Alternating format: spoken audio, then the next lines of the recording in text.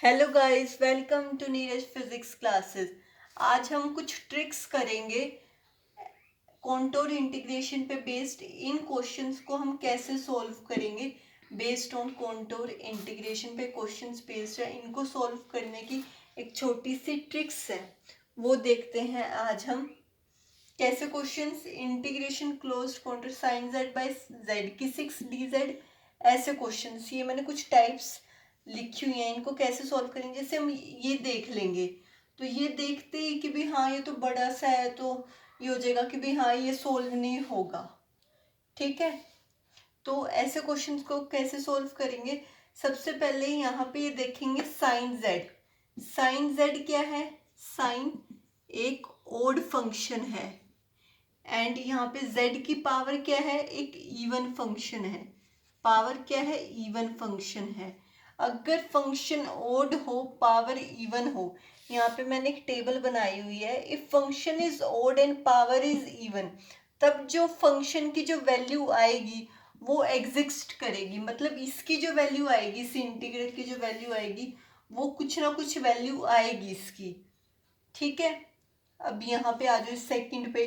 कोस क्या होता है? कोस हमारे पास एक इवन फंक्शन है, एंड जेड यहाँ पे पावर कैसी आई है? यहाँ पे ओड आई है। तो फंक्शन इवन हो, पावर ओड हो, तभी भी इंटीग्रल की मीन्स इस इंटीग्रेशन की वैल्यू क्या करेगी? एग्जिस्ट करेगी, कुछ ना कुछ वैल्यू होएगी। अब यहाँ पे आ जाओ। अब साइन फंक्शन क्या है? ओड फंक्शन है। इसकी पावर क्या है? ओड है। फंक्शन भी ओड है, पावर भी ओड है।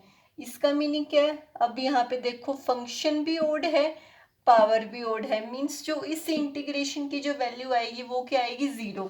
सीधा लिख देना बिना सोल्व किए कि भाई दिखने लगा हुआ है कि भाई फंक्शन भी ओड है, पावर भी ओड है, तो इस इंटीग्रेशन की वैल्यू आ जाएगी 0।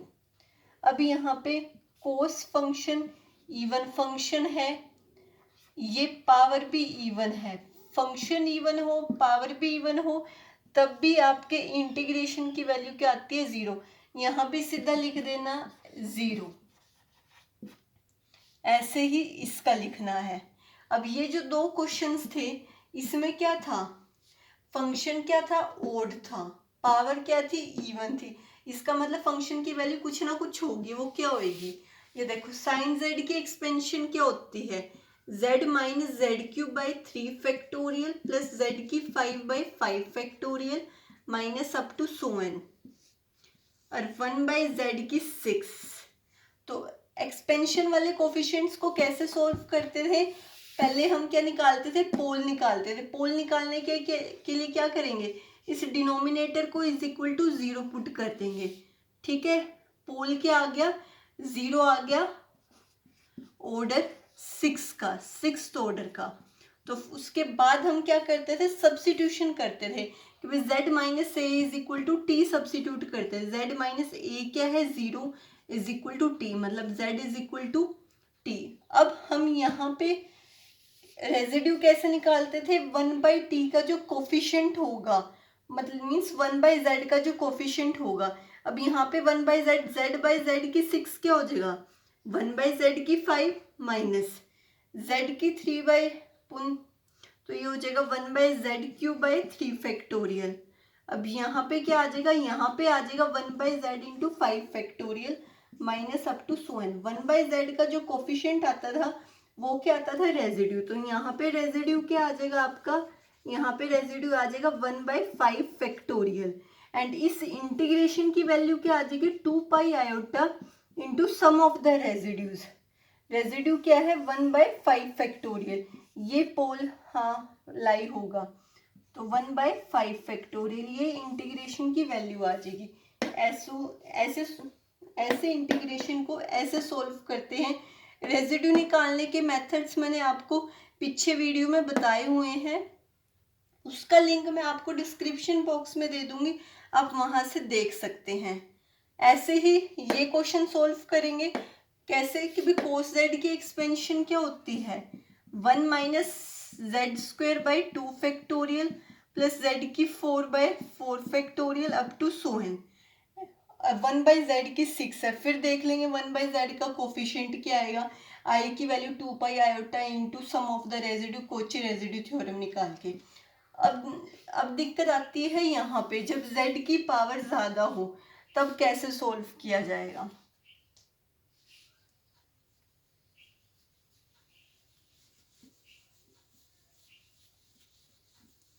ऐसे क्वेश्चंस को कैसे सोल्व किया जाएगा। अब यहाँ पे साइन फंक्शन क्या है, साइन फंक्शन एक ओड फंक्शन है, इसकी पावर क्या है, इवन है। जब फंक्शन ओड हो, पावर इवन हो, तब इंटीग्रेशन की वैल्यू एग्जिस्ट करेगी, मीन्स कुछ ना कुछ होगी।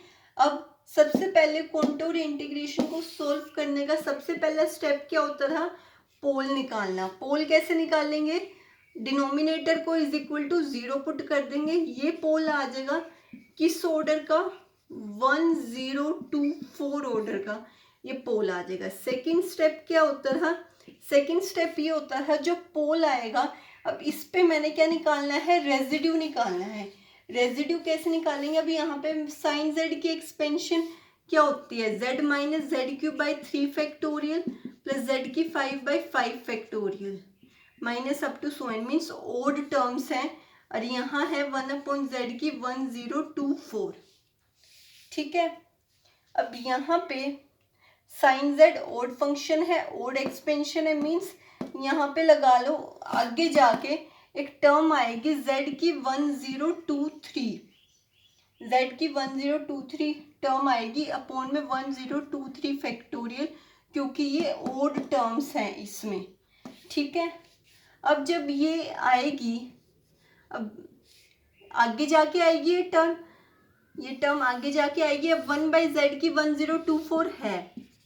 ठीक है, हम क्या कहते थे, रेजिड्यू क्या होता है, 1/z का कोफिशिएंट, इसको मैं मल्टीप्लाई करूंगी इससे, z की 1023 अपॉन 1023 फैक्टोरियल, ये क्या बन जाएगा, यहाँ से 1/z into 1/1023 factorial, means 1/z का कोफिशिएंट क्या आया, 1/1023 फैक्टोरियल, मीन्स ये क्या निकल गया, आपके पास रेजिड्यू निकल गया। अब यहाँ पे देखेंगे कि भाई जो ये टर्म आई थी इसका साइन पॉजिटिव होगा या नेगेटिव होगा, वो कैसे देखेंगे, इसका साइन पॉजिटिव होगा या नेगेटिव होगा वो हम देखेंगे। जो यहाँ पे 1023 है इसको डिवाइड कर देंगे 2 से, जब मैंने इसको 2 से डिवाइड कर दिया, 2 5 जा 2 1 जा 2 1 जा, मतलब ये सब की सब क्या आएंगे, ये भी ओड ओड ओड, मीन्स इसका साइन ओड आता है तो साइन क्या होएगा, नेगेटिव। इवन आएगा तो साइन क्या हो जाएगा, पॉजिटिव। अब यहाँ पे 5 1 1 ये सब की सब टर्म्स क्या है, ओड है, तो यहाँ पे साइन क्या आ जाएगा, नेगेटिव, मीन्स यहाँ पे आएगा -1/1023 फैक्टोरियल। ठीक है, तो ऐसे क्वेश्चंस को हम ऐसे सोल्व करेंगे। ठीक है, एंड सिमिलरली हम ये क्वेश्चन भी सोल्व कर देंगे कि भाई यहाँ पे कोस क्या है, इवन है, पावर क्या है, ओड है। इवन है तो इवन में क्या हो जाएगी, z की क्या आएगी, 2046 अपॉन 2046 फैक्टोरियल टर्म आएगी। अब 2047 से कैंसिल होके 1/z का कोफिशिएंट क्या आ जाएगा, 1/2046 फैक्टोरियल। अब यहाँ पे ये देखेंगे क्या ये टर्म पॉजिटिव होएगी या नेगेटिव होएगी, वो कैसे, इसको डिवाइड कर देंगे 2046 को 2 से, क्या आ जाएगा, 2 1 जा 2 2 जा 2 4 जा, ये सब की सब टर्म्स क्या आ गई, इवन आ गई। मतलब क्या हो गया कि भाई इसकी जो इसका जो साइन आएगा वो क्या होएगा, पॉजिटिव होएगा। क्यों, क्योंकि अगर ओड आता है तो नेगेटिव होगा, इवन आएगा तो पॉजिटिव होगा। तो ये मेथड है इस टाइप के क्वेश्चंस को सॉल्व करने का। आपको उसके बाद भी कोई डाउट हो तो आप मुझे कमेंट बॉक्स में कमेंट दे सकते हैं। आपको अच्छा लगे तो चैनल को लाइक कीजिए, शेयर कीजिए एंड सब्सक्राइब कीजिए। Thank you so much.